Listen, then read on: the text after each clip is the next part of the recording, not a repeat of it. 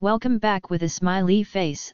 A link is provided in the video description for previous episodes. Giving up on the alpha. Episode 4. Chapter 31. Axel POV. I run back home as fast as I can. I grab a blanket and toss it onto the back seat of my car before I speed to Liana's cottage. Today's conversation with my parents was a wake-up call. They want me to marry, and in a moment of anger, I agreed to something that I should not have. I only wanted them to get off my back and spoke too soon. And they will hold me to that.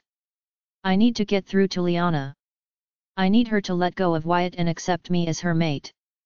And I need to do it fast. Are you ready? I shout as I walk through the front door. Yes, she replies as she takes her bag and walks to me. But it has hardly been 10 minutes, let alone 20. Good, you can read time, I tease her before I take her hand and drag her to my BMW. What has gotten into you? She laughs as I open the door for her. Sheer brilliance, I quickly kiss her on the lips before I close the door and get into the driver's seat. You're so confusing right now, she squints her eyes and turns to me as I drive. It's not complicated, I smirk. I was unsettled, then you comforted me, and an idea hit me. May I ask why you were upset? She asks gently. Only if you want to spoil this moment, I grind my teeth. The very last thing I want to do is discuss Angela. Okay, so tell me what I am to be expected on Monday, she changes the subject. She listens intently as I tell her in detail what her new employment entails. Here we are, I announce, and she looks around. But this is nowhere, she laughs nervously. Beautiful, isn't it? I ask as I look at the surroundings. As far as the eye can see, there are trees and shrubs. We are literally in the middle of the woods. I always come here when I had enough of people. At this spot, you cannot hear any noises other than nature. I bet it's scary here at night, she ponders. Liana, I look her in the eyes and all playfulness evaporates. Do you trust me? Yes, she whispers after a moment. Yes, I do. Good, I sigh relieved and give her a quick peck on the lips. This will not work if she does not trust me. I'm going to shift, I quickly take her hand when she gasps for air and panic sets in her eyes. Don't panic. Just listen, please. No loud noises or growling, I promise. You're going to stay in the car, and I will go behind those trees. I will go sit on that spot over there and I will wait for you, okay? I don't know about this, Axel, she swallows hard and gently I stroke her cheek. Just, try, I look at her pleadingly. Please.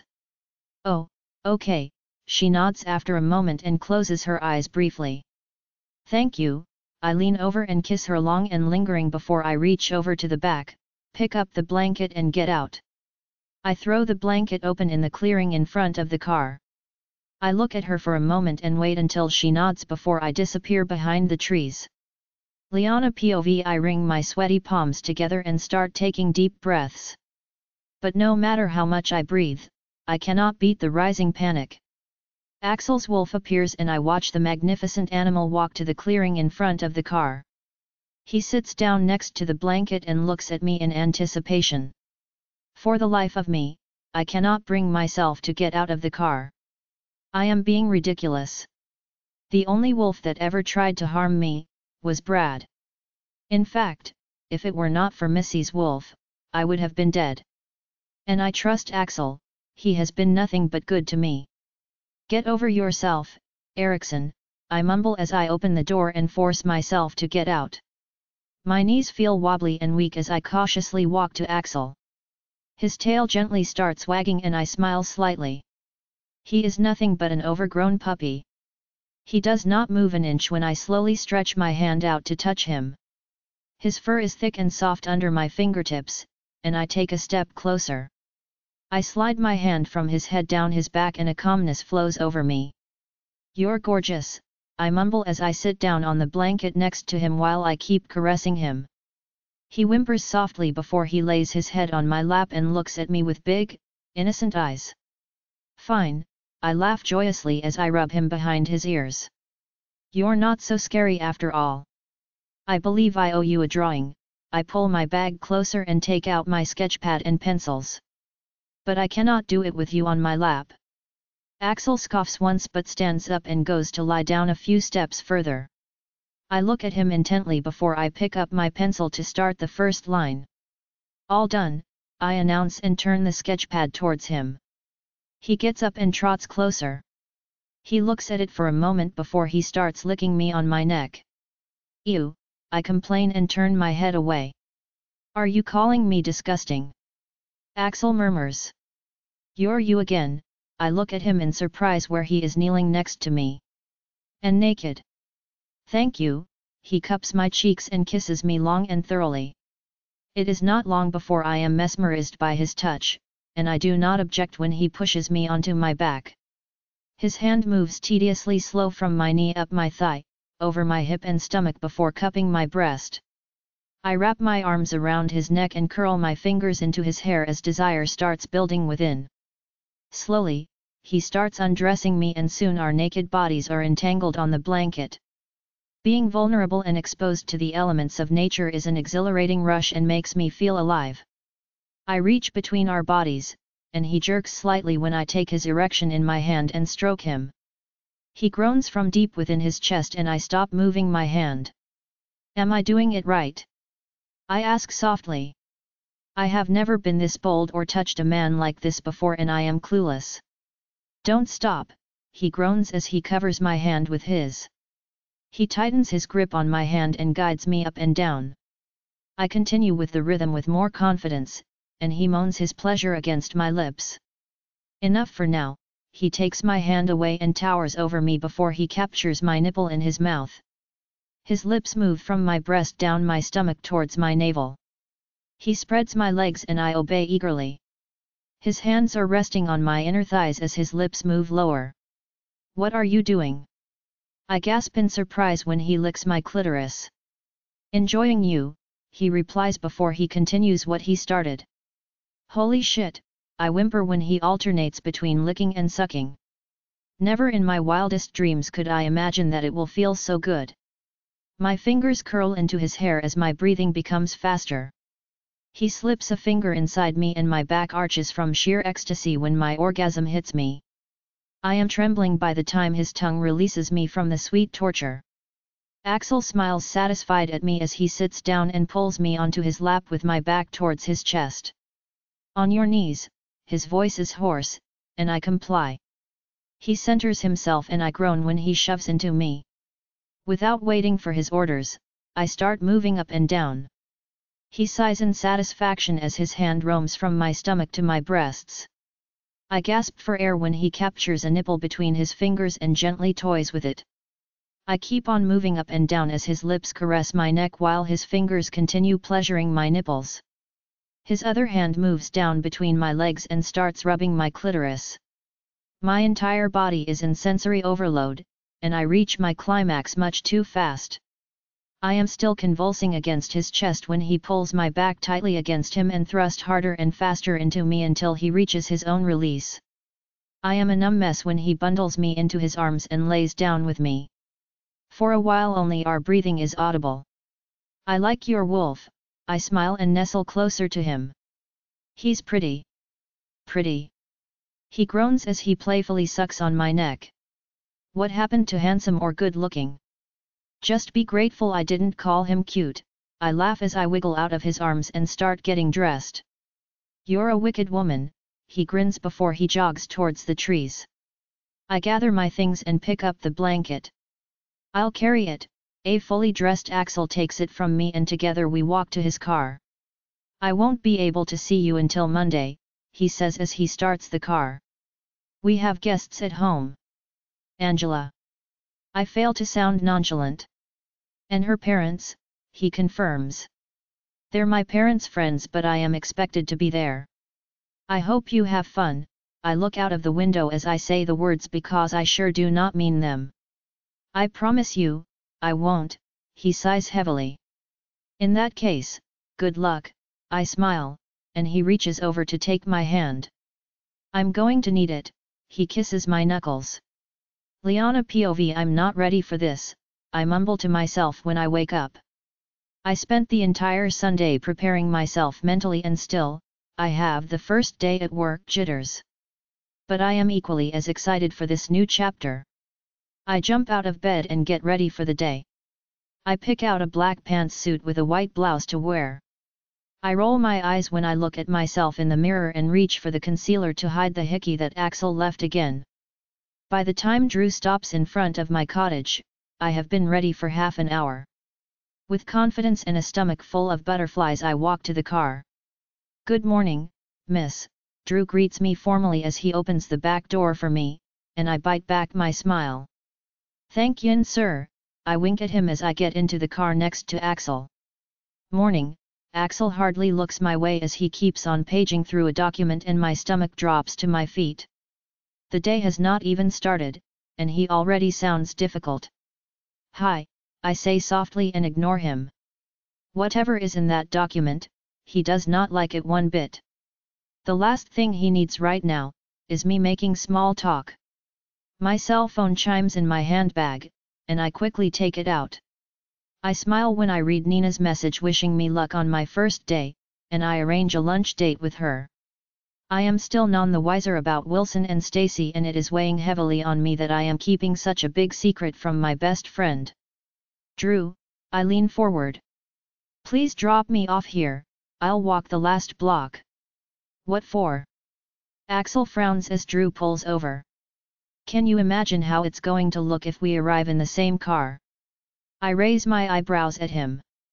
Like I'm giving you a ride, Axel snorts. Many employees carpool. Not with the Alpha, I say firmly. I'm already the odd one out because I'm human, and I'm the new girl. I'm sure not going to paint a red target on my back as the Alpha's pet. Liana, you're being dramatic, Axel growls dissatisfied. No, I'm not, I open my door and climb out. Favoritism from the boss is the fastest way to isolation. Liana, I cut him off by closing the door and start walking. He can be as mad as he wants. He will eventually get over it. But my time at Silver Enterprises will be one long if anybody so much as gets a whiff of my connection with Axel. I report at reception, and after completing a mountain of paperwork at Human Resources, I get my pass and walk to Axel's office. Is it always this chilly in here? I ask Juliana as she shows me my desk. I cannot remember that it was this cold the last time I was here. But to be fair, last time I had to make a life-altering decision and the temperature was the least of my worries. Yes, she laughs softly. Wolves have a higher body temperature, and we like things cool. You'll have to get used to wearing jackets and jerseys if you want to work here. And gloves, I roll my eyes as I rub my hands together. After 2 hours my fingers are cramping from all the notes that I have taken down. Juliana continues at a merciless speed, and I am battling to keep up. Mr. Silverman's office, Juliana answers the phone and puts the line on speakerphone so that I can better observe. Juliana, Shelley speaks. Here's a Mrs. Erickson to see Liana. Don't send her up, I say quickly, and Juliana looks puzzled at me. I'm coming. I disconnect the call before either of them can say anything. Of all the places my mother could visit me, she picks Silver Enterprises. She never visited me before at my previous employment, and I know this is not an emergency, she would have called. Damn it, I grunt as I stand up. Liana, relax, Juliana laughs. You're allowed to receive visitors. Especially if it's your mother. Believe me, you don't want her here, I scoff as I dash for the elevators. I do not even have to wonder why she is here. Money. I smile stiffly when I see Mother and walk towards her. Without attracting any attention to us, I take her by the elbow and steer her away from the crowd towards a corner. This is a surprise, I smile politely. You never call, so I decided to come and see you, Mother grimaces. Mother, that's not true, I sigh. I phone daily. You phone your father, not me, she argues. Okay, I take a deep breath to calm my nerves. I'll alternate calls from now on. So, she looks around the building. This is where you work now? Yes, I nod. And I need to get back to it. Fine, she rolls her eyes. I can see you're busy. I won't keep you any longer. You haven't sent money in a week and we're a little short. Mother, I was nearly killed, I hiss furiously at her. This woman's audacity has no end. I didn't work last week, and I don't have money. But you work here now. Mother looks at me as if I am the unreasonable one. For like 2 hours, I lose my temper. I haven't earned anything. Sure, she pouts and crosses her arms in front of her chest. You don't have money for your parents, but you can afford to buy fancy new clothes. I borrowed these, I lie smoothly. If she learns about Wyatt's repayment, she will insist on more. And I am not counting on Wyatt. Knowing him, he will find a way to miss payments or to completely get out of it. The only reason I got the first installment, is all thanks to Axel. I will send you money at the end of the week when I receive my paycheck. Can't you ask for an advance? She asks as if it is the most obvious solution. Mother, have some dignity, I hiss at her. And no, I can't. I'm still paying off Dad's surgery, remember? So, your dignity is worth more than your starving parents. She raises her eyebrows. You're not starving, I rub my temples where a headache is developing. Dad told me you still have plenty of food. Bah! What does he know? Mother scoffs. Rice and pasta aren't enough. We need meat and vegetables. Well, it will have to do for now, I say with determination. I would have robbed a bank if it were my father standing here. But not her and Leon. They are wasteful and lazy. I'm going back to work now because if I don't, I will be fired and then we'll all starve. Liana, she calls me when I start walking away and I turn back to her. I don't have money to get back home.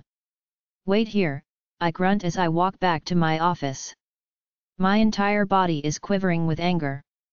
How did my sweet father end up with such a wretched witch? I know she is my mother, but for sake. I am nothing but an ATM to her. And I might have minded less if I did not know that she is supporting my spineless brother with my money. Juliana gives me one look before she turns away as I march into the office. I grab $20 from my purse and walk back to Mother. I just know she is going to bitch because it is not 100. And yes, I do have 100, and yes, I will survive without it, but this is more than money to me. She does not respect or appreciate me. And the more I give, the more she will take. This is all I have on me. I hold out the money and she looks at it with disgust. Leon needs shoes, she says as she takes the money. Tell him to get a job and work for it, I cross my arms in front of my chest. That's unfair, Mother looks at me appalled. You know very well things don't come as easy for him as it does for you. Easy. I nearly levitate out of anger. When were things ever easy for me, Mother? When I worked 2 jobs as a scholar to help support the household and still got straight A's. Or the time that I had to sacrifice my dream to go to college because Leon was picked for the football team, and he needed money for his gear and upcoming tours. It's not his fault his football career was cut short because of an injury. Mother's face turns red from anger. You were always envious of your brother. He broke his leg, not his neck, I grunt. Nothing is stopping him from finding a job. It's your obligation as the eldest to help out, she glares at me. I didn't raise you to be selfish. Discussing this with you is futile, I sigh. You either won't or can't be reasonable, and I don't have time for this. I need to get back to work. How much will you send Friday? Her eyes sparkle when she asks the question. The usual, Mother, I sigh exhausted. She simply does not stop. But you have this new fancy job, she says with big eyes. Surely they pay better than the restaurant. Yes, but by the time the loan is deducted, I have less than before. I smile sarcastically. But leave now or I'll get security to escort you out. My voice is low from bottled up anger. You'll never do that to your own mother, she gasps. Try me, I sneer. I had enough, mother. You're pushing me too far. All you care about is how much I can give you. You didn't even call me after I was attacked to hear if I'm okay or if you can help me. Instead, a neighbor's wife took care of me. And the saddest part of all is that I did not even expect a call from you. Now, get out before I call security. I'm ashamed of you, mother's eyes well with tears. The feeling's mutual, I grimace. She gives me one last look filled with pain and despair before she turns around and leaves. Exhausted to the bone, I walk back to the office. This is the first time I have ever talked to mother like this. I never defied her. I just could not take it any longer. But after years of dealing with her, I know this is not the end. No, mother gets what mother wants. Axel POV with irritation, I throw the document and it flies through the air and crashes against the wall. I cannot believe this. My father has always been strict and ruthless, but I did not expect this. He got his attorney and drew up a martial contract for me and Angela. And she has already signed it. I thought he was joking when he handed me the document when I got into the car this morning. Until I start reading it. I was so dumbstruck that I hardly registered when Liana climbed into the car. Now I cannot help but wonder if that was the reason why she got out of the car. Was it really because she does not want other people to ask questions, or was she mad at me? I need to talk to her. I still cannot explain to her why I was upset, but I can at least apologize for being so cold. Where's Liana? I ask as I look at her empty desk. She went downstairs, Juliana replies. I think her mother's here. Thanks, I nod and walk to the elevators. If Liana's mother came all the way here to see her, there must be something wrong. And I hope it is not her father. After seeing her drawings about her dad, there is no doubt in my mind how much she loves and cares for him. I know it is none of my business, and she would most likely be angry at me for trying to help, but I care about her happiness. I see Liana and her mother talking in a corner and I frown when I notice the tension in her shoulders. I know that body language all too well. Liana is angry. Something is definitely wrong. I walk closer but stop dead in my tracks when I hear her mother's words. Can't you ask for an advance? Nope, I turn around and walk away. I do not mind getting involved, but Liana would not want me to hear this. I know that she helps her family financially, and I also know that she does not want to discuss it with me. If I get involved now, it will embarrass Liana. I will wait until she discusses it with me. Liana POV. I am beyond relieved when it is lunchtime. It took everything from me to concentrate on my training. I just could not shake my anger and anxiety. I know my mother, she does not give up easily. And years of experience have taught me that she will continue pressuring me until I give in. I might think I have won this round, but I did not win the battle. I know the only reason she went home, is because she does not want me to lose this job. She wants me to do well and exceed because it means more money for her. And I must constantly fight my guilt for not giving more. I will have extra money because I am not paying rent at the moment. But what happens when my agreement with Axel expires? I will have to move out and find a place of my own. Not to mention that this job is only temporary. If I give mother more now, she will expect it every month. She will see my reasons as excuses, and I just do not have the energy left in me to argue with her about it. My greatest fear is that she will continue coming to Silver Enterprises. Once she realizes that, she will deliberately come. She knows I will give up and pay just to keep her away from here. I really need to grow a backbone and tell her no. Honestly, there is nothing she can do to me if I refuse to give more money. But as I think these words, my throat pulls close and my heart rate increase as anxiety builds. I pinch my eyes close and push the thoughts aside until I can breathe again. I take my handbag and greet Juliana before I walk to the restaurant where I am meeting Nina. She is the one person I can unload on without judgment. Nina has seen my mother in action countless times. Well, look at you, Nina smiles as I take a seat across from her. You look great. Thank you, my smile is genuine for the first time today. Carol helped me put together a corporate wardrobe. So, how's your first day so far? Nina asks curiously as the waiter comes closer to take our order. Complicated, I sigh heavily after the waiter leaves and tell her about Mother's visit. You should inform security to deny her access, Nina advises me. I can't do this any longer, Nina, I complain. It doesn't matter how hard I try or how much I give, it's never good enough. You have two choices, Nina stops talking while the waiter serves our food. 1. You keep on giving and accept the situation for what it is. Or 2. Stop giving them money. What about my father, Nina? I ask desperately. He's old and sick. I cannot bring him to live with me. Not until I am on my feet. I cannot do it to him. And just thinking of cutting them off, ignites a panic attack. I didn't say stop helping them, Nina smiles wickedly.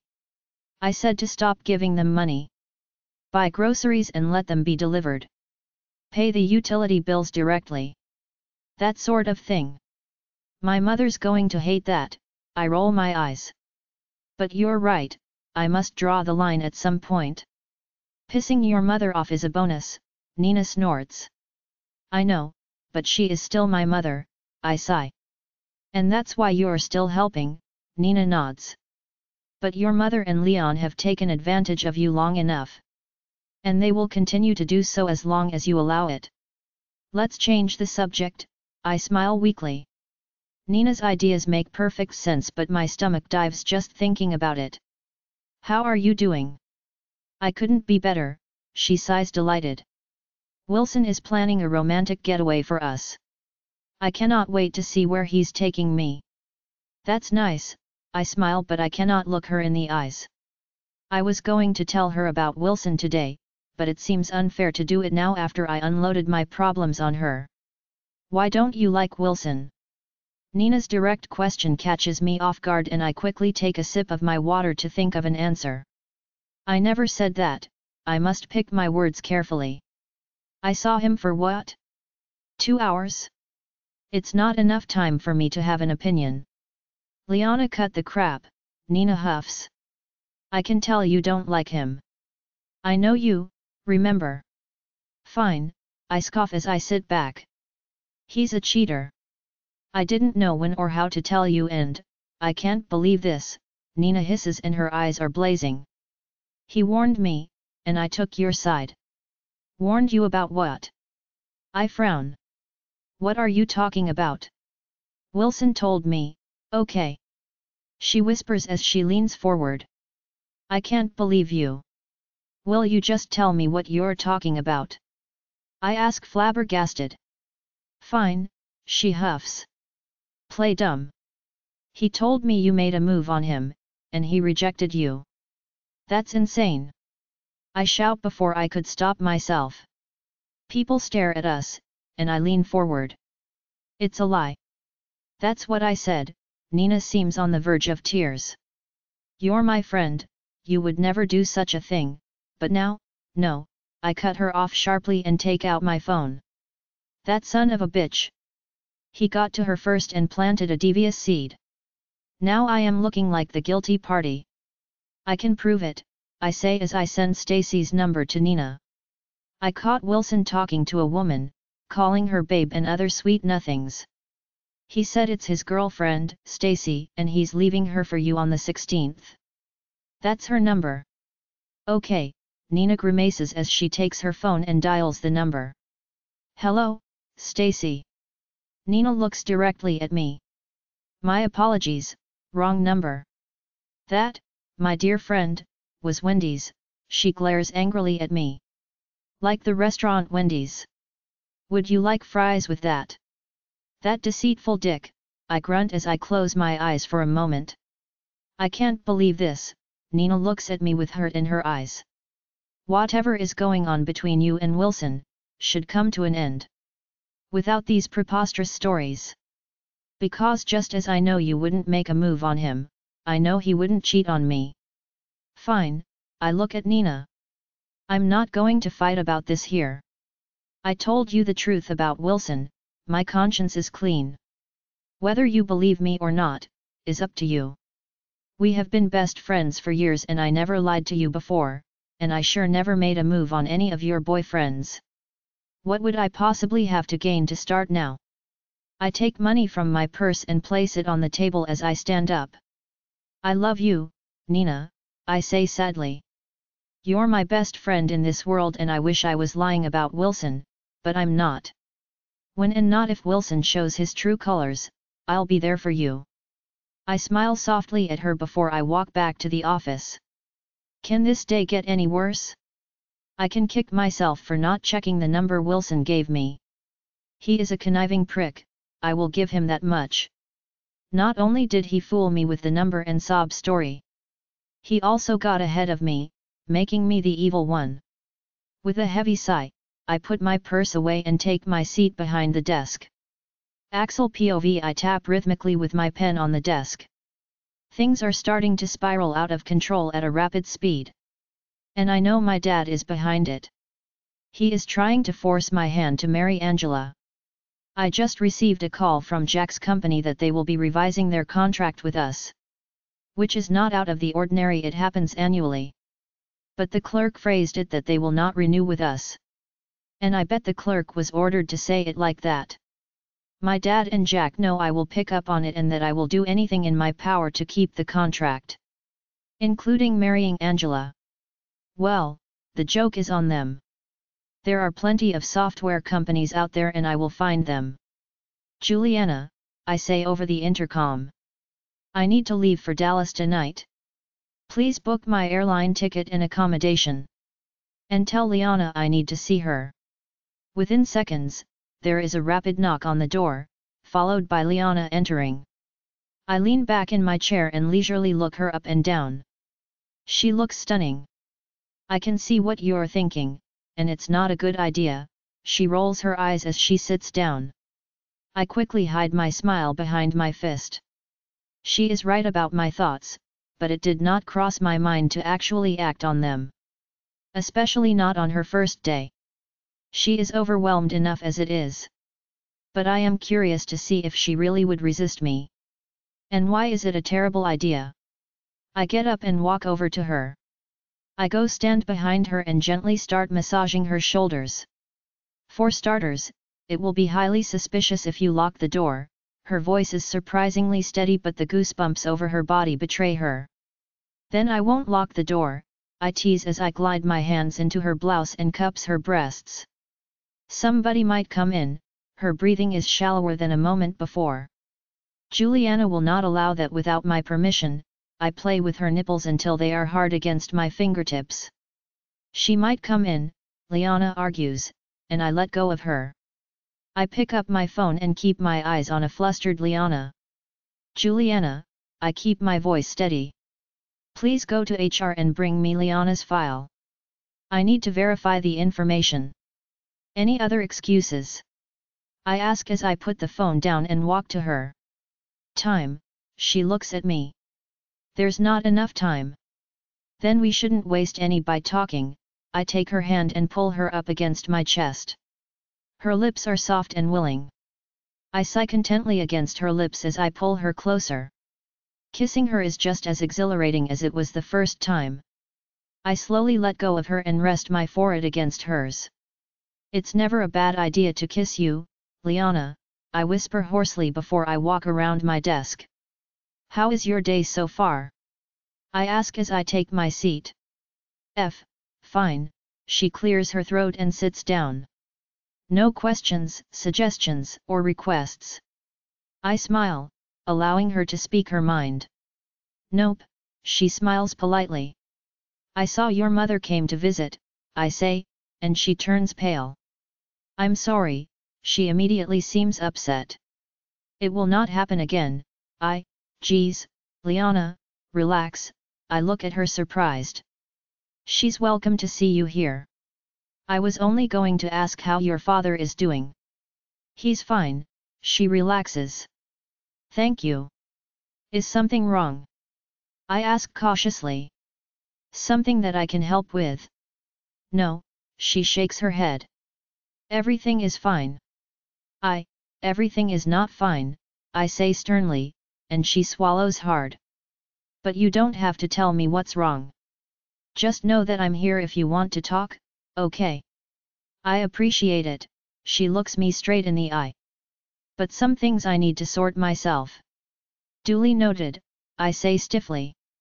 It stings that she does not want or need my help. I am her mate, I am supposed to do things like this for her. Thank you, she nods before she gets up and leaves. Absent-mindedly I stare at the door. I gave her more than one opportunity to ask for an advance, but she did not even attempt. Why? Is it pride or shame? Juliana comes in with Liana's file and I thank her as I accept it. Honestly, this file does not contain anything that I do not already know.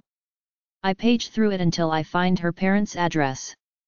I am sticking my head in a hornet's nest by getting involved, I know. But how can I not? I want Liana to be carefree and happy, but she is so bloody stubborn when it comes to money. I take down the address and make arrangements for cash to be delivered to Liana's parents. She is going to bite my head off when she learns about this, but I will deal with it then. Right now, I must find a new supplier and get Angela off my back. Liana POV. Dear heavens, that man can work my hormones like it is nobody's business. My knees are jelly as I take a seat behind my desk. And why must he be so observant? Why can he not be like other men that do not notice a new hairstyle, let alone your emotional status? I nearly choked when he said he saw my mother. So much for my efforts of keeping mother away from his office. I cannot tell him about my greedy mother. It is too shameful. And the thing with Nina, well, that is just girl stuff. Nothing he will be interested in. Okay, ladies, Axel comes out of his office. I'm off and I'll see you on Monday. Juliana and I say goodbye and I take only a second to watch him walk away. I will not admit it out loud or to him, but I am going to miss his ass. I walk straight to the bus stop after work. I just want to go home and wash this day off me. A car pulls up next to me and Drew's head pops out of the window. Need a ride? He grins. Get in. Aren't you a sight for sore eyes? I laugh as I open the door, but my smile instantly freezes when I see Axel in the back seat. What are you doing here? I ask in surprise. Aren't you supposed to be at the airport? That's where we're heading, he smiles at me. But I needed to talk to you before I leave. Did I do a terrible job today? I ask as fear and insecurities clamp my heart. No, he chuckles as he hands me an envelope. Your studies. I've enrolled you part-time since you said you need to work full-time. You'll have classes twice a week after work from 6 to 9. Are you a wizard? I tease as I open the envelope. I'm not going to lie, I had to pull strings, he smiles satisfied. Thank you, I say as my heart swells with gratitude. I so wish I could hug and kiss him right now, but with Drew in the car, it is out of the question. Don't mention it, he says firmly. Seriously, please don't tell anyone how you got it. Why? I ask with big eyes. Did you do something illegal? No, he bursts out laughing. But if word gets out that the faculty made an exception for you, other people might expect the same. Oh, I mumble and look down as a blush creep up my neck. That was a really stupid thing to say. Sir, I'll get your luggage and meet you inside, Drew says as he parks the car and gets out. Thank you again, I smile at him. For everything. He leans forward and kisses me gently. But suddenly it feels like I will never see him again and I throw my arms around his neck and pull myself closer to him. Axel sighs contently as our kiss turns passionate.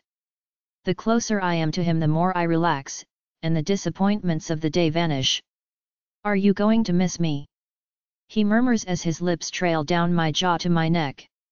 No, I groan as a shiver runs down my spine when he grazes his teeth over the spot that he loves so much. Liar, he chuckles before he claims my lips again. Conceited, I smile as he pulls away. Very much, he grins and opens his door. I'll see you in a week. Be a good girl. Good luck, I blow him a kiss as he closes the door. I sigh as I watch him walk away. I do not want him to go, the thought strikes me like lightning. I kick off my shoes and run as fast as I can. Axel, wait! I shout as I run. He stops, turns around and walks towards me frowning. What's wrong? He asks concerned. Absolutely nothing, I smile as I take his face between my hands and kiss him. I pour my heart into the kiss. I do not care if people can see us. I will miss you, I admit as I pull away. Have a safe flight. He looks at me in astonishment as I turn around and walk back to the car. Liana POV. I am up and out of bed even before my alarm goes off. Today is the first day of my art classes and I can hardly contain my excitement. I have read and reread the information that Axel gave to me until I knew it by heart. I am ready for this. Not even the crappy events from yesterday could damper my mood. Well, almost. I did not count on missing Axel this much and it has only been one night. I pack a bag with jeans and sneakers to change into after work. I will use my lunch hour and the last of my money to buy the textbooks and utensils that I will need. Wyatt's payment could not have come at a better time. Without his money, I would never be able to afford everything. I go over my checklist once more before I gather my things and leave for work. I look at the campus stretched out in front of me and smile. This is my first step to a better me. I inhale deeply and walk towards the building, passing talking and laughing students. According to my schedule, all my lectures will happen in rooms 301 and 302. Tuesdays in 301 with Collins and Thursdays in 302 with Harris. Hastily I search for room 301, but I cannot seem to find it. I am on the verge of panic. If I do not find that room soon, I will be late for my first class. I pull out the map and try and figure out where I went wrong when a deep charming voice talks behind me. Are you lost? I think so, I mumble and turn around, only to have my breath stolen from me. A gorgeous man towers over me and his chocolate eyes are laughing amused. His hair is the same brown as his eyes and is neatly short. Holy shit, he is hot. Not as hot as Axel, but a very close second. Where do you need to be? His full lips curve into a smile. Room 301, I reply and look away. He is unnervingly gorgeous. Follow me, he starts walking and reluctantly I follow. I wasn't aware that they hired new faculty members. Excuse me? I ask confused. Aren't you a new faculty member? He looks at me curiously. No, I'm a student, I reply. Aren't you a little old to be a student? He grins. Aren't you a little rude to be allowed to talk to people? I snap back indignantly. I've been accused of worse, he laughs heartedly. And sadly, you still didn't get the hint, I snort. Here you go, he smiles as he opens a door. Room 301. Thank you, I nod and walk inside. I find an empty seat as quickly as I can and settle in. Excited, I look around. If I must be honest, I can understand why Mr. Hot asked about my age. I am the eldest, but I will not allow that to get to me. This is my dream, even if it came around a little late in my life. Good evening, ladies and gentlemen, and welcome. I'm Mr. Collins. Oh, dear goddess, I close my eyes briefly before I look at the gorgeous man in front of the whiteboard. The rude beauty is no other than my new lecturer, Mr. Collins.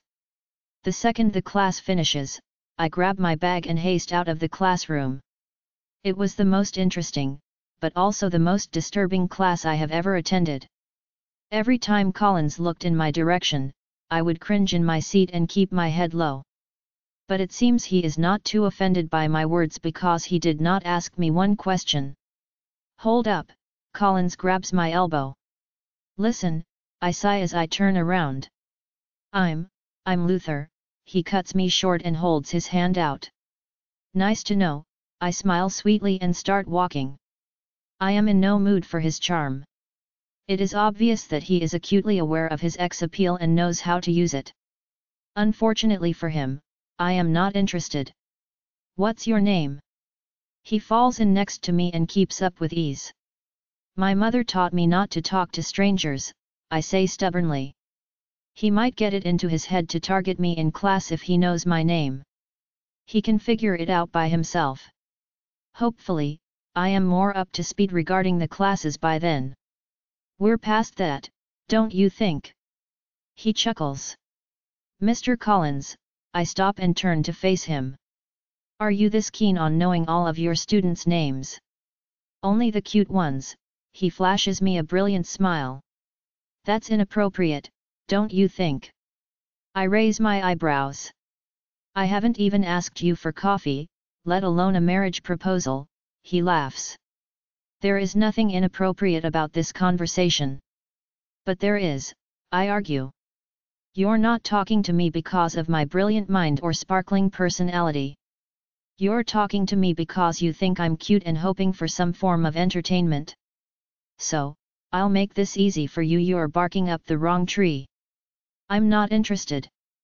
Wow, he clamps his heart dramatically. Aren't you a little bumptious? I'm also right, I say adamantly. That's not, I must go, I cut him off and sigh relieved as my bus pulls up. But thank you for the lecture. I found it very interesting.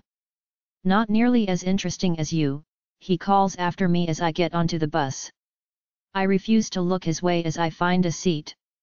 Luther might be an Adonis, but I am here to learn, nothing more.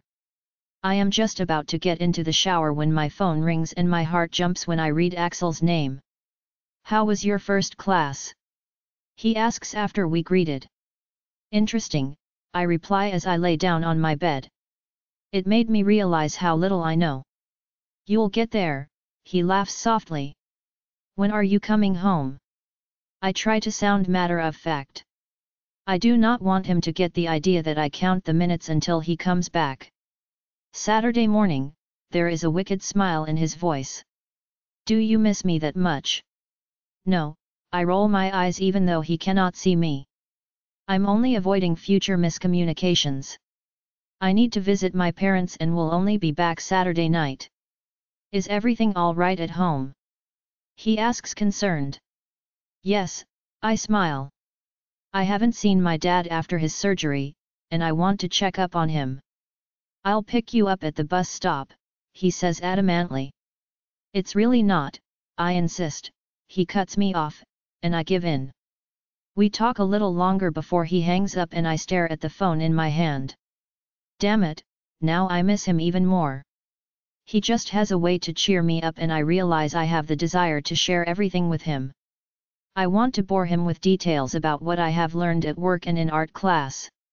I do not know when or how the shift happened, but I have developed feelings for Axel which I cannot explain or name. I wish I could phone Nina and tell her everything about me and Axel. She will have the answers. And I wish I could tell her about Luther. She would have laughed so hard at my embarrassment. I swallow the tears as I look at her name on my phone's screen. This is the first time since I met her that I cannot call and talk to her. Screw that, I decide and press the button. Just as I thought she is not going to answer, I hear her voice. Hi, Nina says with a strained voice. She is always cheerful when I call her, and I am taken aback by her cold attitude. How are you? I ask the first thing that comes to mind. Good, you. Her brusque answer stabs me in the heart. Listen, Nina, I'm sorry, I sigh. Can we just put this behind us? I want my friend back. We're still friends, her voice softens. It's just, it feels like you don't want me to be happy. That's not true, I say desperately. That's all I want for you. That's the reason I didn't want to tell you, but it's also the reason I told you. More importantly, I need you to know that I didn't make a move on Wilson. I would never, ever do that to you. I know, she sighs sadly. And that's what makes this so hard. My common sense tells me you're not lying, but my heart so desperately wants you to be wrong about him. Maybe Wilson told me the truth, I reason. He might really break up with Stacy and be faithful to you. Maybe, she sniffs. Do you want me to come over? My heart is breaking for her. No, she pulls herself together. I need more time by myself to figure out what I want to do. Okay, I say stoically. Just say the word, and I'm there in a heartbeat, okay? I have to go, Nina says quickly. Wilson is calling.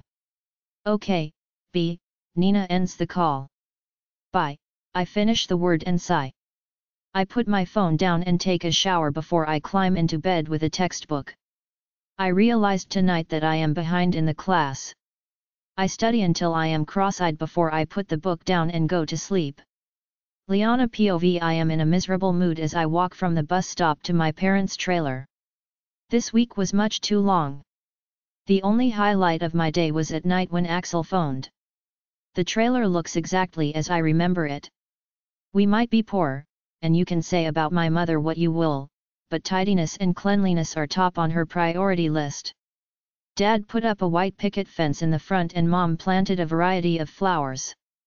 The small patch of grass is neatly trimmed. I put the groceries down, but Leon opens the door before I can knock. Ah, he sneers. The prodigal daughter has returned. You can also return, I say as I walk past him. But you'll have to leave first. The small open area room, that serves as both a dining and living room, is also clean and tidy. Except for the area around the couch where Leon spends his every waking moment. Mom's not here, he ignores my hint and falls onto a couch in front of the television without offering to help me with the groceries. She's doing her nails. That's fine, I walk to the kitchen and start unpacking the groceries. Where's Dad? Out for a walk, Leon replies. Alone. I frown as I walk to Leon. What if something happens to him? He's fine, Leon snorts. You worry too much. And you don't seem to worry at all, I snap furiously. Don't get on your high horse, Leon gets up and glares at me. You're not here to see what's going on. Dad is fine and you would have known if you made more of an effort to visit. Well, excuse me for working my ass off to keep your luxurious butt on the couch, I sneer. And you're failing miserable, Leon grunts. All we had to eat this week was pasta. One of the things Dad's supposed to cut back on. Nothing's stopping you from getting a job, I cross my arms in front of my chest. You're such a bitch, Leon hisses at me. Why don't you rub it in a little more? I tried, okay? Nobody wants to hire a retired athlete with mediocre academic records and no experience. Bullshit, I snap at him. You're just too lazy to do actual work. You apply for manager positions instead of entry-level jobs. I refuse to flip burgers in some fast food joint, his face distorts in anger. I'm worth more than that. Such a pity, I pout. If it weren't beneath you to earn money honestly, you could have had burgers for dinner instead of pasta. Enough you two, Dad intervenes, and I turn around. Daddy, I shriek happily as I run to him and hug him tightly. Leon rolls his eyes as he looks at us before he walks out the front door. Hey, pumpkin, he kisses me on top of my head. Welcome home. How are you feeling? I ask as I lead him to the couch. Healthy as a horse, he grins and takes a seat. Can I get you anything? I ask eagerly. You must be thirsty after your walk. Water would be lovely, he smiles, and I hurry to the kitchen. Here you go, I hand him the glass. I added lemon slices. Lemons? He asks in surprise. Yes, I take a seat next to him. I brought groceries. You're a good daughter, he smiles. Thank you. Dad and I are in deep conversation when Mother walks in. Isn't this nice? Mom smiles as she joins us. Together as a family. I like your nails, Mother, I smirk sarcastically. The whole time I must hear they are starving, but she has money for frivolous things. Thanks, honey, she holds up her hands and admires her nails. It's all thanks to the money your boyfriend sent. What? I frown. I don't have a boyfriend. Really? She looks surprised. Then why would Axel send money? Axel. I gape at her. Why would he send them money? And when? It does not make any sense. Did he send you money? I just said that, she snaps at me. $10,000. Mother, no. I explode. You must return it. I will do no such thing, she snorts. It was a gift from your boyfriend, and I accept it. Damn it, Mother, he's not my boyfriend, I grind my teeth not to scream the words. He's my boss and this is not a gift, it's a loan. I'll have to repay it. Are you sure? Mother looks suspiciously at me as she leans back into the couch. Yes, I'm sure, I sigh as I tiredly rub over my eyes. Please, just give the money back. I don't want more debt. Well, sorry, I can't, she shrugs nonchalantly. I spend it. All of it. I shriek in shock. Yes, she replies. On what, Mother? I am on the verge of tears. Because it sure wasn't food. I told you, Leon needed shoes, she stares at her nails. And he had a little loan that was due. You settled his gambling debt with my boss money. I jump up. Are you mad, woman? You don't get to talk to me like that, she glares at me with eyes blazing. And you don't get to take advantage of people, my hands ball into fists. Have you stopped for a moment to think how he's going to react when he learns what you did with the money? Who's going to tell him? Mother raises her eyebrows. You. As a matter of fact, yes, I cross my arms in front of my chest. I'm not jeopardizing my job with lies and deceit. I will confess to what you've done and then I'm going to repay him as fast as I can. And until I repaid the last cent, you'll have to come up with a plan to survive, because I'm not going to give you a single cent. You can't do that. Mother shouts. How are we supposed to eat? You should have thought of that before you spend the money, I yell back. Liana, please, Dad says softly as he takes my hand. It's a misunderstanding. Your mother didn't know. My heart crumbles when I look at Father, but I fight against it. This time Mother has gone too far. Or maybe I am becoming selfish. This week I had a glimpse of how my life could have been if I did not bend backwards every time. Dad, that doesn't excuse her, I say exhausted. It's not like she doesn't know your financial situation. I wouldn't have made the mistake if you bothered to talk to me more often, Mom scoffs. If I knew he was your boss and not your boyfriend, I would have known it was a loan. Why would you think he's my boyfriend, to begin with? Hopelessly I throw my hands in the air. Because a boss wouldn't send money out of the blue, but a boyfriend will, Mom reasons.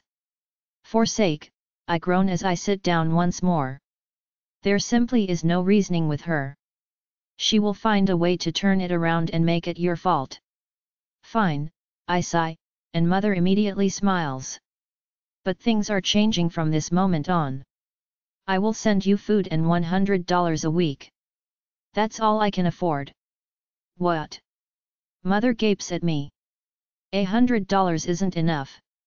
It has to be, I say firmly. Because that's all I can afford. Liana, it's plenty, Dad smiles. Thank you. Don't thank her, Mom looks at Dad with disgust before she turns to me. I insist that you continue giving us $500 a week like before. I'm not your ATM, I yell and jump up when I completely lose my temper. Either you take what I give, or you leave it. Watch your tone. Mother gets up and comes to stand inches from me. Or I'll slap some manners into you. Go ahead, Mother, I challenge her and pull my shoulders back. Bite the hand that feeds. What happened to you? Mom's bottom lip start quivering. You used to be such a good daughter. Now I'm ashamed of you. Her words sting, but I fight it. If I give in now, it is over. She will demand more and more until there is nothing left. I'm sorry I am such a disappointment, Mother, my voice is stoic. If only I could be more like Leon. He might be unemployed, but at least he respects his parents, Mother sneers. Wife, give her a break, Father tries to help. She's doing her best and stay out of this, Mother snaps at him. This is your fault. You've always been too soft with her and look how she turned out. Dad lowers his gaze and my heart breaks for him. After 30 years of marriage, he is nothing more than her puppet. He loves her and is stuck. I'm leaving, I hug Dad tightly. I love you, Daddy, I whisper in his ear. What about the money? Mom asks angrily. I bought groceries, I avoid eye contact and sling my handbag over my shoulder. I packed it away. Liana, don't you dare walk out on us, Mother threatens. Goodbye, Mother, I place $100 bill on the table and walk away. Tears stream down my face as I walk to the bus stop. This was the hardest thing I have ever done, and it feels awful. I worry about Dad and his health. I wish I could take him with me, but I know he would never leave Mother.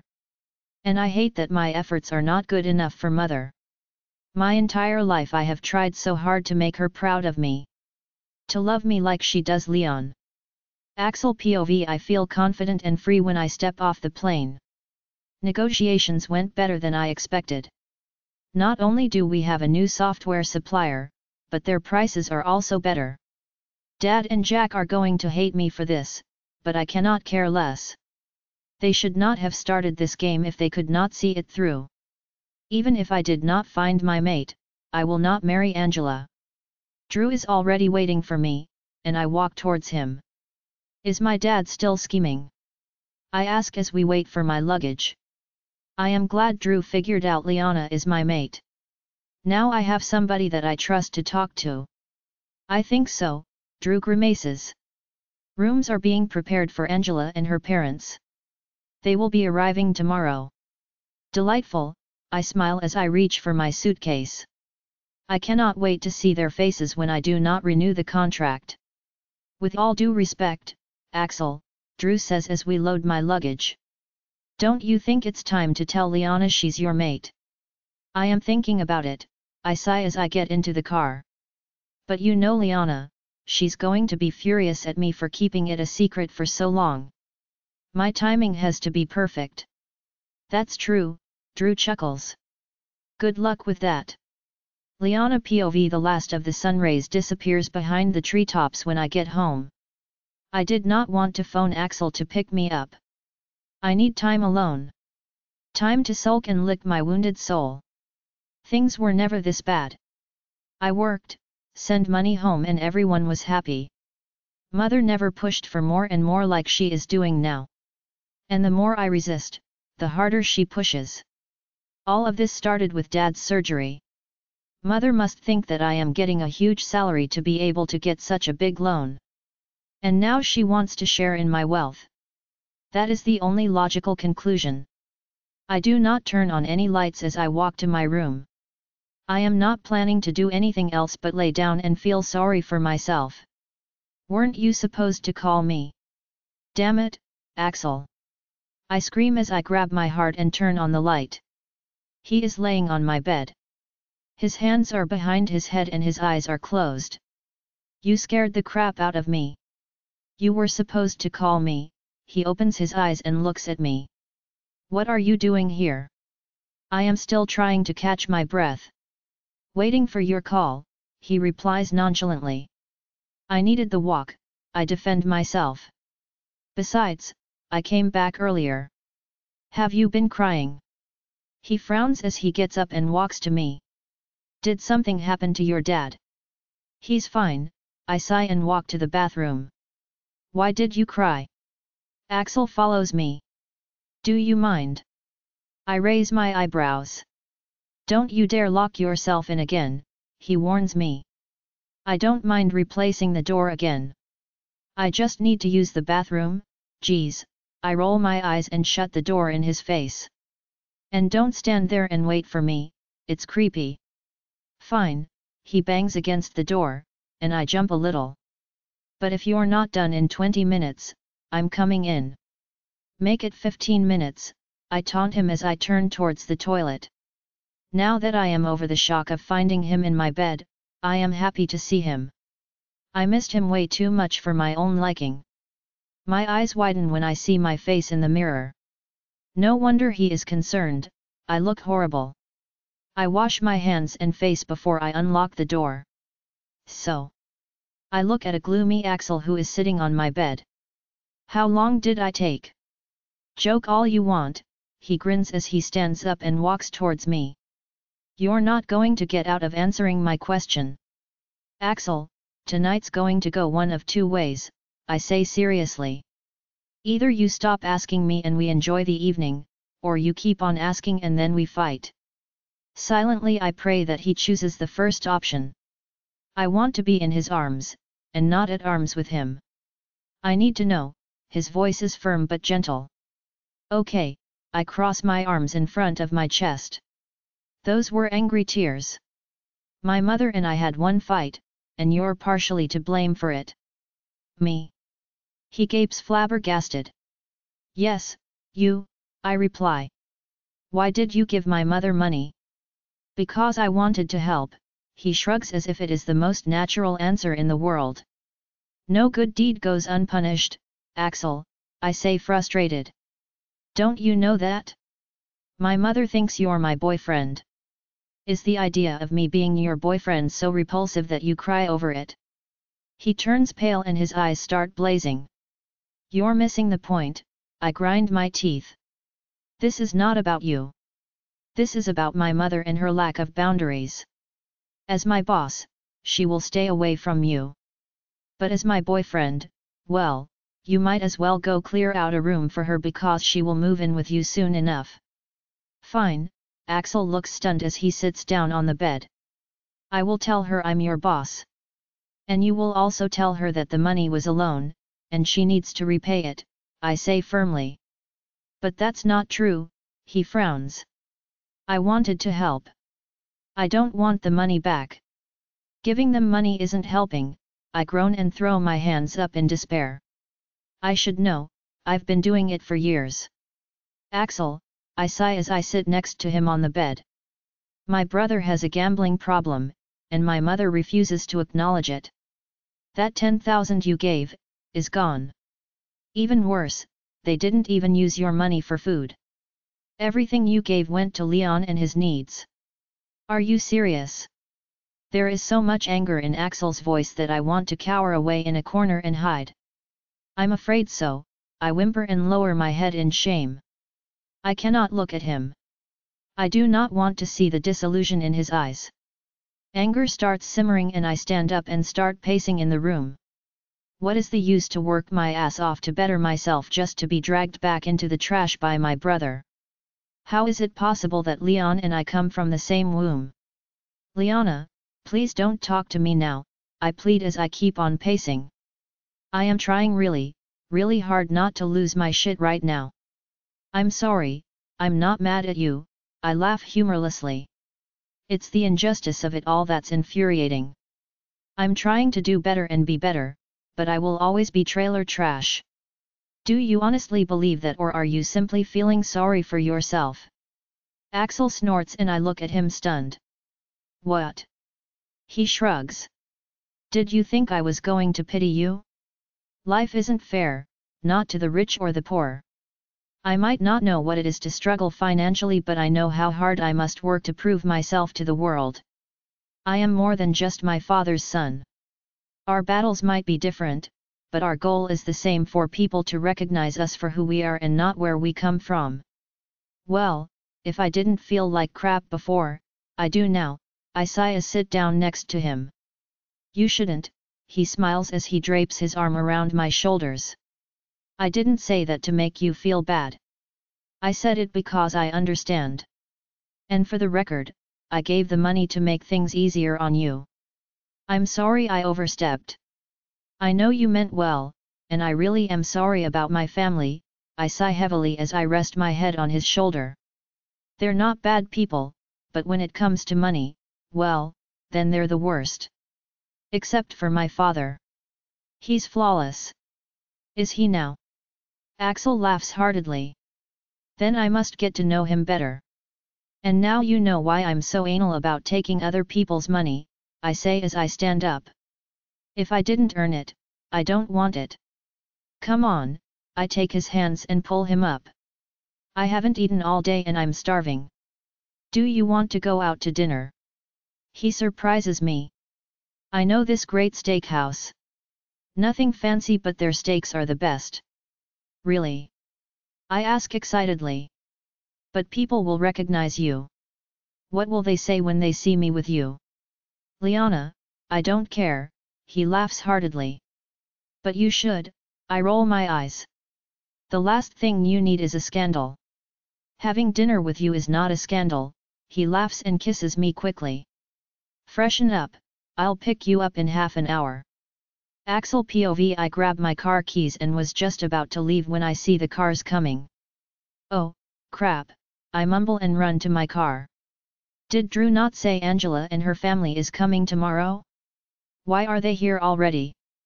I get into my car and quickly take a back route towards Liana's cottage, avoiding detection. If Angela sees me, she is going to find a way to tag along, and my dear parents will support her. I am glad Liana and I had this talk. I understand her issue with money so much better now. But the best part is, Liana shows character and ambition which her brother lacks. She is strong, hardworking, and a go-getter. Everything a Luna should be. Once I am certain Wyatt is out of her system, I will claim her as my mate. Down, boy, I reprimand my groin when a smiling Liana walks to the car. Her legs seem to be never ending in those jeans. Her hair is curly and loose around her shoulders, but it is her eyes that make me hard. Deep, ocean blue pools with promises of desire and secrets. Liana opens the door and gets in even before I kill the engine. I would have opened the door for you, I chuckle as she puts on her safety belt. That's wasting time, she laughs as I pull away. And I don't allow something like manners to get between me and a decent steak. Good to know, I chuckle and reach over to take her hand. We continue our bantering until we reach the restaurant. It does not go unnoticed that Liana is keeping a distance between us as we walk to the restaurant. It frustrates me, but I also know she is considering me and my reputation. Her intentions are sweet, and I appreciate it, but I am not ashamed of her or ashamed of being associated with her. The waiter shows us to our table and hands us the menus. My phone starts ringing, and I grunt annoyed when I see Angela's name. Without thinking twice, I turn off my phone. Is everything all right? Liana asks softly. You look annoyed. It's Angela, I confess with a sigh. She and her parents are here. Again. Liana raises her eyebrows, and by the stiffening of her shoulders, I can tell she is not impressed. It's business, I put my menu aside. And prepare yourself, you're going to see her at the office as well. Oh, goody, Liana rolls her eyes and I burst out laughing. Why don't you like her? I cannot help but ask. I know why I cannot stand her, and I am curious as to why Liana is so negative towards her. Have you seen and heard how she talks to your personnel? Liana raises her eyebrows at me. She's an entitled socialite and has no respect for the workers' class. I do not respond as the waiter comes to our table and takes our orders. My parents want me to marry her, I confess when the waiter leaves. Is she your mate? Liana turned 2 shades paler. No, I smile. It's all business. And there you are. Angela's voice cuts through my bones as she interrupts Liana and comes to stand at our table. Oh, dear goddess, why? I cringe. How did she manage to find me? This is my first non-official date with Liana, and I was testing the waters to tell her she is my mate. Now this psychopath came and ruined it. Angela, I smile stiffly. What brings you here? You, silly, she giggles and rests her hand on my shoulder. How did you even know I was here? I grunt frustrated. I did not tell a soul where I am going. Your father tracked your car when you didn't answer your phone, she replies nonchalantly and takes a seat next to me, ignoring Liana completely. Angela, I take a deep breath to calm myself. I am going to have a serious conversation with my father regarding privacy and boundaries. What do you think you're doing? What do you mean? She pouts. I'm joining you. I must admit, this place lacks a class, but I'm sure they compensate for it with their food. Otherwise, you wouldn't be here, right? You're not invited, I hiss and Angela's smile falters. And you're being rude by ignoring my date. You're not on a date, Angela laughs and turns to Liana. Alphas don't date humans. No, they don't, Liana replies sweetly before I can. But we are a good lay, aren't we, Your Highness? How dare you? Angela yells indignantly and jumps up. No true alpha will degrade himself by touching a human. People curiously look our way and I grab her wrist tight and hard before I yank her back into the chair. Axel, she looks at me with wide eyes. How can you allow a human to talk to me like that?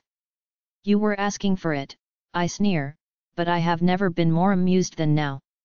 You will apologize to Liana and leave, are we clear? I'm not apologizing to anyone, she scoffs. Let alone a human. Angela, my voice is low and dangerous. If you want to be my Luna, you must learn to behave and obey orders.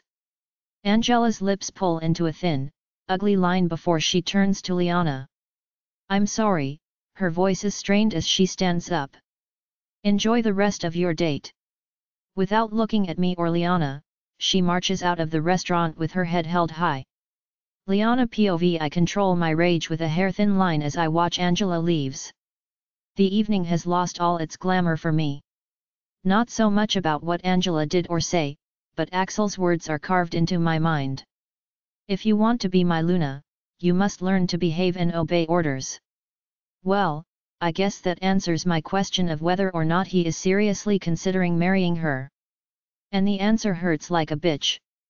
I'm sorry about that, Axel sighs. I didn't, please, I cut him off and give him my brightest smile. Dinner and entertainment? I consider myself lucky. I will have a talk with her about, Axel, I interrupt him. If it's all the same to you, I don't want to talk about it. It happened and now it's over. If we are going to talk about it for the rest of the evening, we might as well order her a steak.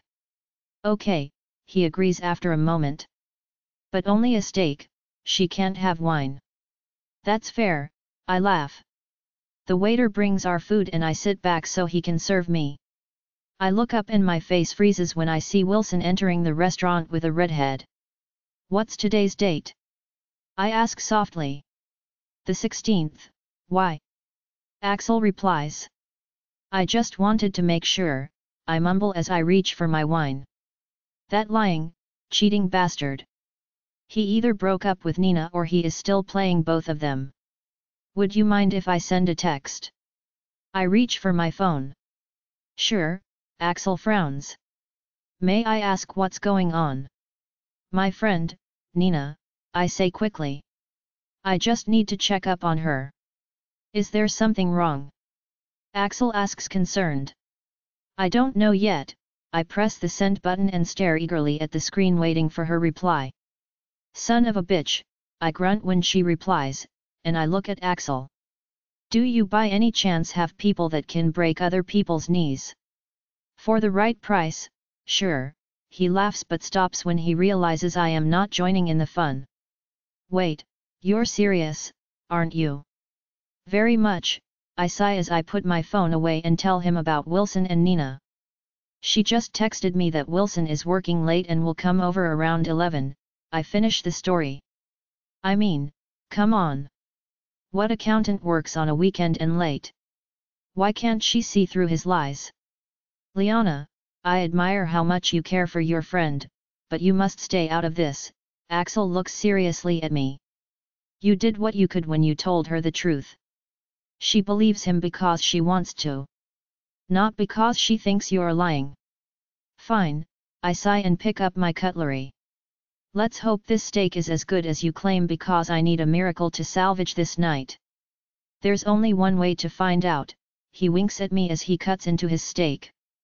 Okay, you're right, I sigh contently after my last bite. This steak deserves an award.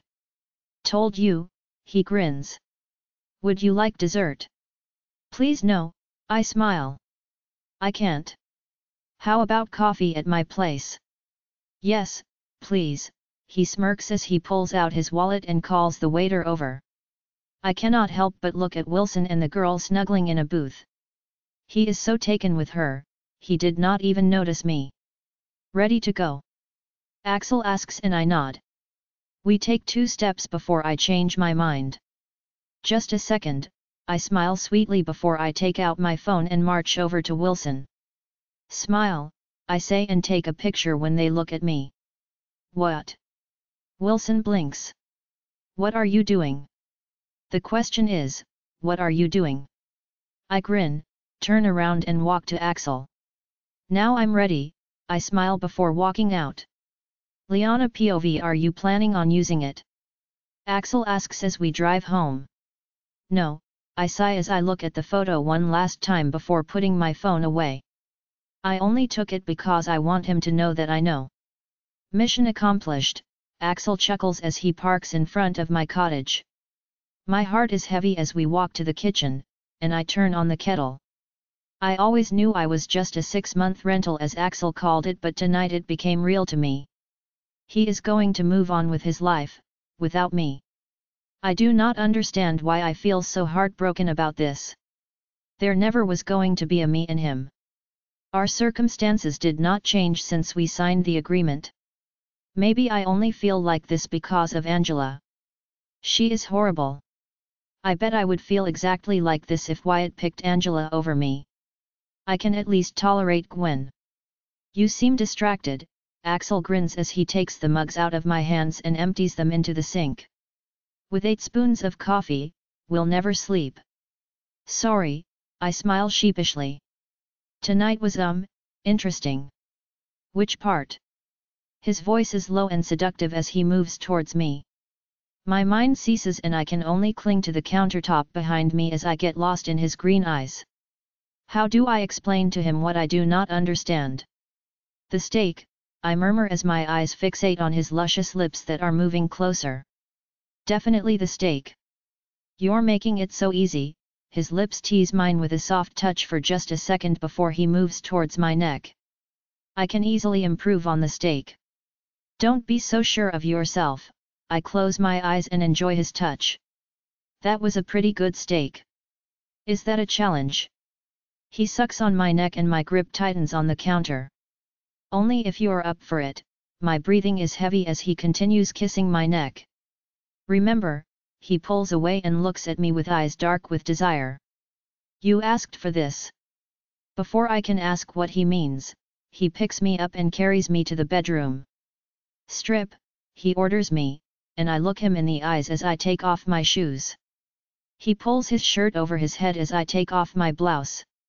Together we take off our jeans. Not that, he stops me when I reach for my underwear. Go lay on the bed. Anticipation creates havoc inside me as I obey his orders. Maybe challenging him was not the best idea. What are you doing? I ask as he pins my hands above my head and ties them to the headboard with his belt. It was a good steak, remember? He smiles wickedly before he kisses me softly. Where are you going? I ask with a slight panic as he walks away. To get supplies, he replies. Don't move. As if I can, I grunt as I try to free my hands. Stop struggling, he walks into the room. You're going to hurt yourself. I stop moving and watch him as he takes a scarf from my closet. No peeking, he whispers as he covers my eyes with the scarf. Where are you? I ask when he pulls away. I'm not going anywhere, his voice is sultry as he glides his fingers up my leg. But before I could guess his next move, his hand is gone. He surprises me by sliding a finger along the lace of my bra before he reaches behind my back and unhooks it. There is a loud ripping sound and then my bra is gone. I'll buy you a new one, he says as he gets up from the bed.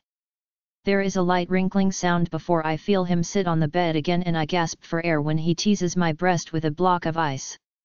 My nipples instantly harden, and I moan in delight when his mouth's warmth counters the cold. I feel abandoned when he removes his lips. But it is only a second before his lips trail down from my elbow, down the inside of my arm towards my neck.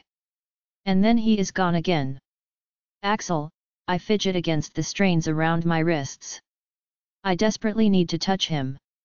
Not yet, he murmurs before he starts kissing my inner thigh. He hooks my thong with my fingers and slides it slowly down my legs and over my ankles. I open my legs, allowing him better access as my need for him grows with every touch. My body jerks when he glides the ice over my stomach, followed by warm kisses. I want to beg him to end this sweet torture and take me. But I bite my lip and only moan as he disappears again. Goosebumps follow his fingers as he caresses my arms, over my breasts, past my stomach to my inner thighs and knees. He stops once more, and I want to scream. Not knowing where he is and what he is going to do next is bittersweet and exhilarating. His lips are on mine and I return his kiss feverishly. He drops a small ice cube in my mouth and our tongues wrestle until the ice has melted. I hear him pick up another ice cube and he glides it down my neck. He circles my breasts and moves down to my navel. My breathing is rapid, and my body is in sensory overload when he removes the ice. Holy shit! I cry out when he licks my clitoris with the ice still in his mouth. My body arches as he continues his onslaught on my most sensitive parts with ice and heat. Please, I pant. Untie me, please. I moan as he licks me once more before I feel him reach over me and untie my hands. With one movement, I rip the scarf off my eyes and straddle his lap. Hold me, I demand as I wrap my arms around his neck and inhale his scent deeply. His arms are warm and secure around my back and waist. I pull away softly and kiss him long and passionately before I lift my hips. I maintain eye contact as I impale myself on him. Slowly I start moving my hips as I trace my finger over his eyebrow, down his cheek and across his bottom lip. I kiss him on his neck at the same time as I tighten my pelvic floor muscles and he groans in delight. I suck on his neck as I relax and clench my muscles until his breathing starts getting heavier. I push him onto his back as I graze my nails over his perfect chest and torso. His muscles are rock hard and perfect under my touch. I increase my rhythm and his fingers dig into my hips, holding me firm and steady. My need grows higher and higher, and I move faster. I throw my head back and close my eyes as my body tightens. I am so close, but I do not want this to be over yet. But when Axel moves a hand and starts rubbing my clitoris, I lose all control. Axel thrusts into me harder and harder without releasing his finger's grip. His body jerks against mine but he does not release me until my body convulses over and over, and I fall onto his chest completely numb. Don't, I pant when he wants to pull out of me. Don't move. Are you okay? He asks breathlessly. Yes, I snake my arms around his neck and hold on tighter to him.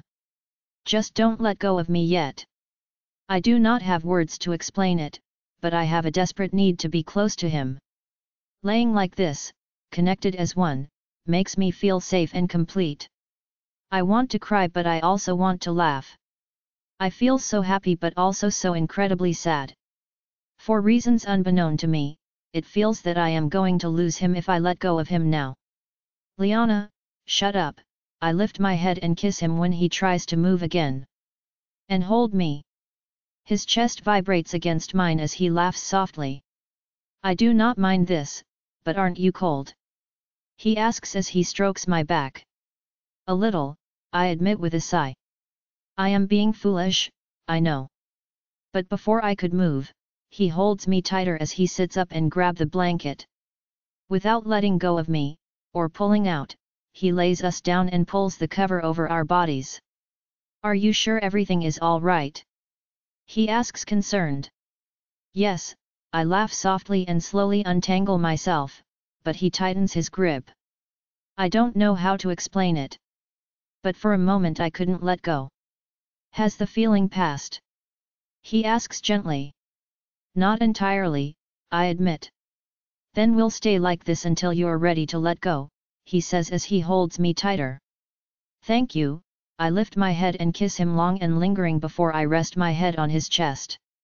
I close my eyes and listen to his heartbeat until I fall asleep. Axel POV. I wake up to the tantalizing smell of bacon being fried. I stretch out lazily before I get out of bed and put on my pants. I do not want to get ahead of myself, but I am fairly certain Liana connected with my wolf last night. She just does not know it yet. I am still going to be cautious to be on the safe side, but I am convinced Wyatt is out of her system and she is starting to feel our mate bond. Either that or I am fooling myself and misreading her signals from last night.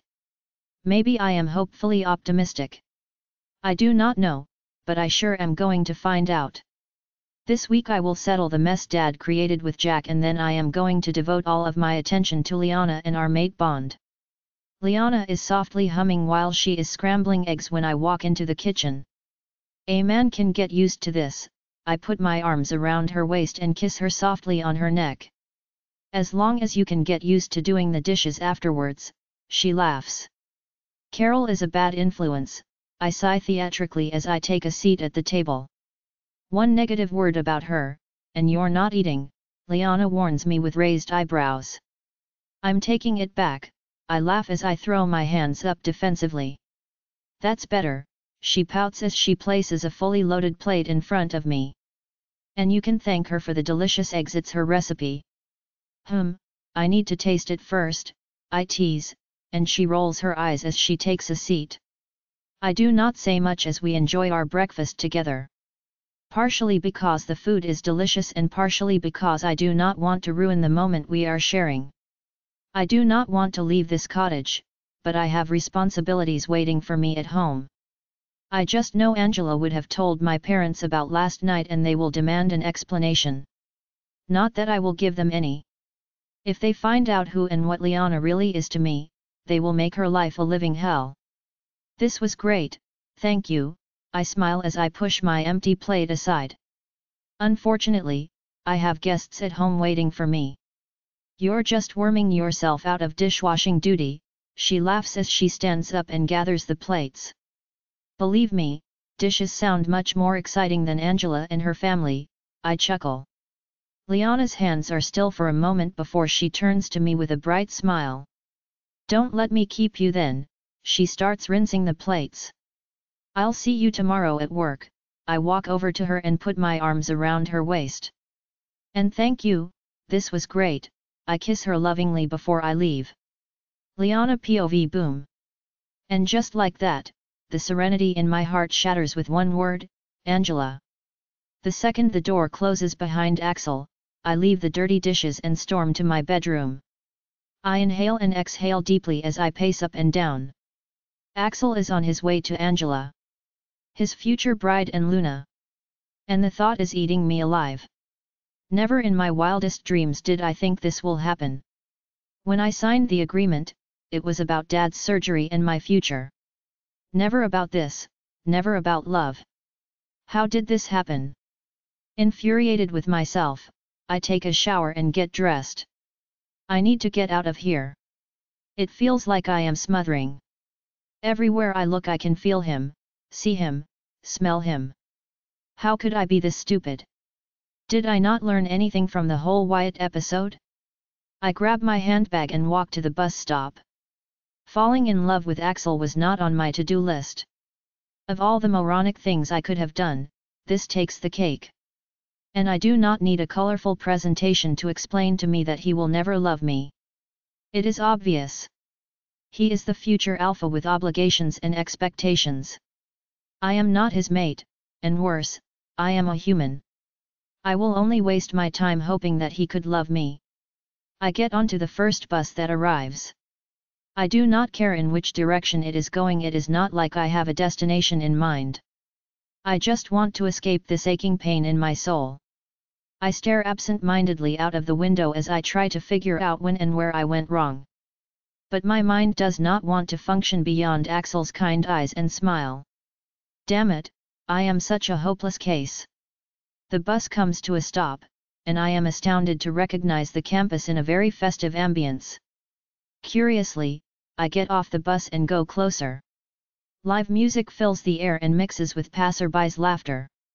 Colorful stalls are everywhere selling homemade products. Everything from food to beer, clothes, and even soaps. Leisurely I wander from one stall to the next, admiring all the craftsmanship. We meet again, a voice says behind me, and I swing around. Mr. Collins, I smile politely when I recognize him. Please, he looks like he is in pain. Call me Luther. We're not in class now. Okay, then, I nod. Goodbye, Luther. I turn around and start walking. I still want to know your name, he falls in next to me. And I still don't see the need for you to know it, I keep on walking. Don't you think it's a little awkward for us to spend the day together when I don't know your name? He smiles brightly at me. I do not recall inviting you to spend the day with me, I raise my eyebrows. Fine, he sighs theatrically. Will you please have a drink with me? Anything, beer, coffee, water, your choice. Listen, I stop and turn to face him. I don't want to be rude, but what for? Because I want to get to know you better, he replies nonchalantly. And truthfully, you look sad. You're wasting your time, I plaster the biggest smile on my face. It is unnerving to think he knows how I feel. I'm not interested. Can you honestly tell me you don't need a friend? He smirks. Oh, please, I roll my eyes and start walking again. No man in history has ever harassed a woman because he wants to be her friend. That's a wild assumption, he gives me an appalled look. Really? I laugh. Give me one example. Me, he replies smugly. Have a drink with me and I can prove it to you. Are you always so persistent? I sigh. Are you always so stubborn? He wiggles his eyebrows. Yes, I cross my arms in front of my chest. As a matter of fact, I am. Now that we've established that, what would you like to drink? He smiles smugly at me. I look at him for a moment. I do not believe for one second that he is pursuing this in the name of friendship. But does it even matter? I do not care how persistent he is, I am not interested. So, what harm could it do to have a drink with him? It might just be what I need to distract me from my disastrous love life. Fine, I give in after a while. One drink. Great, he gives me the biggest smile. There's a beer stand. Nope, I cut him off. Non-alcoholic. You're arrogant enough sober. This way then, he directs me in the opposite direction. They're selling fresh juice with no preservatives. Now will you tell me your name? He asks as we fall in line by the juice stand. Liana, I reply. Finally, he clamps his heart and I laugh softly. He steps forward and buys us each drink. So, tell me about yourself, he invites as we find an open table. I'm really not an interesting person, I laugh. No way I am going to share my life story with him. I work and I study. That's it. Where do you work? He seems genuinely interested. Silver Enterprises, I reply, and for a moment he looks surprised. Now something about you. Let's see, he smirks as he looks at me. I'm the maverick of the family. I refused to follow in the footsteps of my ancestors and get a business degree. And believe me, as the oldest son, it's punishable by death. You look pretty alive to me, I laugh softly. You'll change your opinion when you witness a family event, he sighs. Except for a few cousins, I'm mainly ignored. That's terrible, I look at him in shock. It's the path I chose, he shrugs nonchalantly, but there is no smugness. I want to be happy. My family can either embrace it or forget about me. It's their choice. You're honestly going to sit there and tell me that it doesn't bother you one teensy bit that your family doesn't approve of your choices? I raise my eyebrows. It sounds made up. Oh, it's true and I hate it, he chuckles. It breaks me every birthday when none of them bothers to even send me a message. Except for my one cousin, he's cool. He always phones and sends a gift. This is an awfully personal conversation to have on a first meeting, I clear my throat. Second, he wiggles his eyebrows. And unlike most people, I speak my mind and my life's an open book. Even when people call you rude. I smile as I remember our first encounter. Especially when people call me rude, he laughs heartedly. Well, in the spirit of honesty, this was fun, I smile as I stand up. Thank you, Luther. Are you going already? He asks disappointed. We just started talking. My drink is finished, and I need to get home, I reply. Laundry might not be fun, but it's a priority. This isn't fair, you know, he grunts as he follows me when I start walking to the bus stop. I still don't know a thing about you, and I told you plenty about myself. Luther, I stop and turn to face him. You seem like a great guy, but you're wasting your time with me. And no, this is not me being stubborn, it's me being truthful. I don't like it when people make decisions on my behalf. He crosses his arms in front of his chest and all playfulness in his eyes is gone. Including deciding how I spend or waste my time. And you're calling me stubborn, I roll my eyes before continuing towards the bus stop. Fine, do what you want, but it doesn't change the fact that I must go home and don't say I didn't warn you. I'll see you Tuesday, he shouts as I climb onto the bus. Liana POV. I cannot tell whether I am anxious or excited to go to work and see Axel. Yesterday's discovery that I am in love with him, caught me by surprise. And as exhilarating as it is to know how I feel about him, so devastating it is because I know it is hopeless. I told Drew not to pick up for work. I want to take the bus. Not that I am avoiding Axel, I am simply buying time to mentally prepare myself. What if I stare at him like a lovesick puppy and embarrass both of us? Good morning, I greet Juliana and come to an abrupt standstill when I look at my desk. What's this? I ask as I lean forward to smell the bouquet of orange roses. That came for you a minute ago, Juliana smiles. It's lovely, who's it from? I have no idea, I laugh nervously as I put my handbag down and hang up my jacket. Axel will not dare send me flowers at work, will he? I cannot think of anybody else that would do it. I was going to ask you that. Well, read the card and tell me, she laughs. I didn't even notice the card, I grin sheepishly as I pick it up and start reading. There is a language, little known, lovers claim it as their own.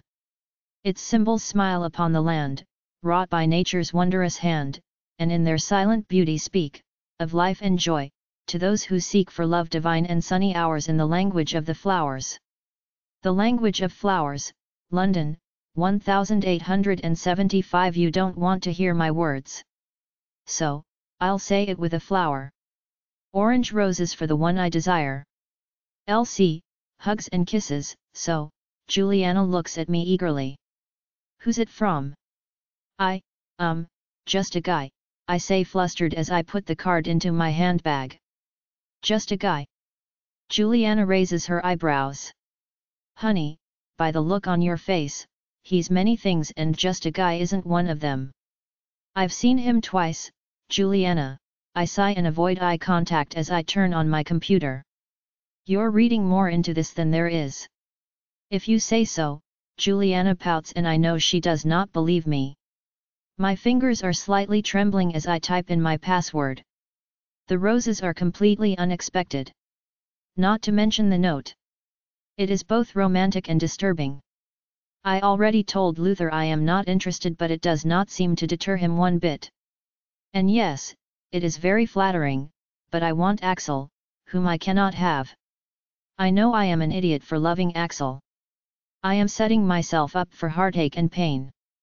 It would be wise to give up now and seek love elsewhere. With a man like Luther. If only I could switch off my emotions or redirect them. As gorgeous and nice as Luther is, he does not send my heart racing as Axel does. The phone rings and Juliana answers before I can. She talks to Shelley and looks at me as she puts the phone down.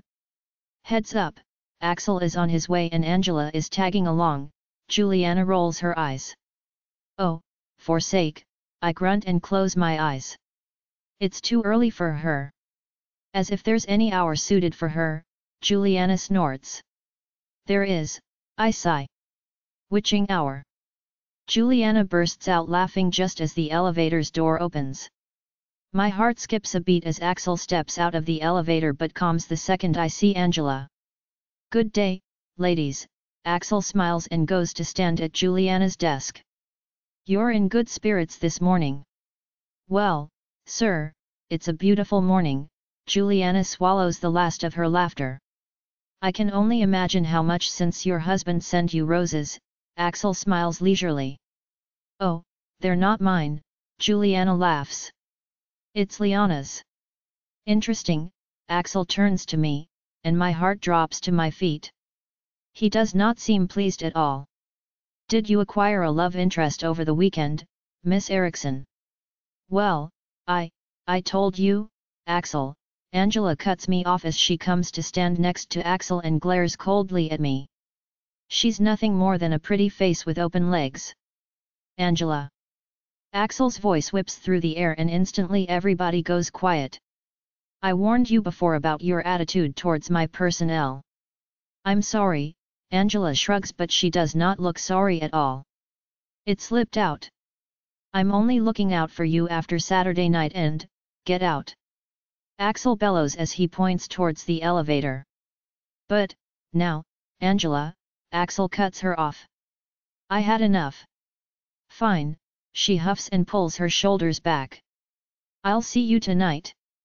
Axel gives me a deathly glare as Angela walks away before he marches to his office. Juliana, he shouts over his shoulder. Bring your notepad and hurry. Oh, dear, Juliana whispers as he slams the door shut behind him. Angela really did it this time. He was in such a good mood and now she ruined it. I do not respond as I look absent-mindedly at my computer screen. Axel made it clear from the very beginning that I am not allowed to get romantically involved with other men and I kept my part of the deal. But with the flowers and Angela's harsh judgment, he might very well think I have overstepped. Listen here, Missy, Angela hisses and I look up in surprise. I did not hear her come back. Weren't you ordered to leave? I raise my eyebrows. Or would you like me to ask Axel to repeat himself? Let me make myself clear, Angela sneers as she leans closer to me. Axel is mine. I get that he's scratching an itch by you occasionally, but don't think for a second that it will last. He and I will be engaged by the end of this week and mark my words, you'll be gone before I finish my first glass of champagne. Is that supposed to scare me? I grunt as I slowly raise out of my chair. As much as the idea of her and Axel together irks me, so much more would I like to slap her false eyelashes off her face. And I know she is right, Axel will toss me aside once he is done with me, but I will be damned before I let her know how I feel. Do you think I care? Look at my flowers, bitch. I already have the next candidate lined up. But for the rest of your life, you will live with the knowledge that I entertained your soon-to-be husband in bed while I won't even remember your name. I know I struck a nerve when she starts screaming like a mad person and reaches for me over the desk. Quickly I step back and out of her reach. Angela's eyes are wild and crazy as she continues screaming and clawing at me. What? Axel bellows, and within seconds he grabs a still kicking and screaming Angela from behind. Enough of this! He shouts as he drags her towards the elevator. Calm yourself. Axel, Angela starts sobbing and stops resisting him. She said horrible things about you and me and, really. I raise my eyebrows and I watch with irritation as she clings to Axel. You mean the part where I told you that I won't remember your name once you and Axel are married? Or the part where I referred to him as Axel and not your highness? What? Axel's head jerks to me and his green eyes are blazing dangerously. You know what? I huff as I walk past them. Calm your fiancé, I need fresh air. Liana, come back here, Axel shouts after me, but I shake my head and keep walking. Axel POV, my entire body is trembling with anger as I fight the urge to snap Angela's neck. It will be so easy since she is already in my arms. I warned you, Angela cries. I told you that. Shut up, I grunt as I shove her into the elevator. Go home, Angela. Why don't you believe me? She cries anxiously. You heard what she said and still you won't believe me. I heard her loud and clear, I huff as I ball my fists. But I also know that I sent you home and you came back to look for trouble. I didn't, she sniffs. I only talked to her. Same thing, I sigh as I stand back for the elevator doors to close. I pinch my nose bridge and close my eyes as I think about how I am supposed to fix this mess. Everything went smoothly until I stepped into this building. I take out my phone and call Liana, but her phone starts ringing on her desk. Frustrated, I put my phone back in my pocket and walk back to my office.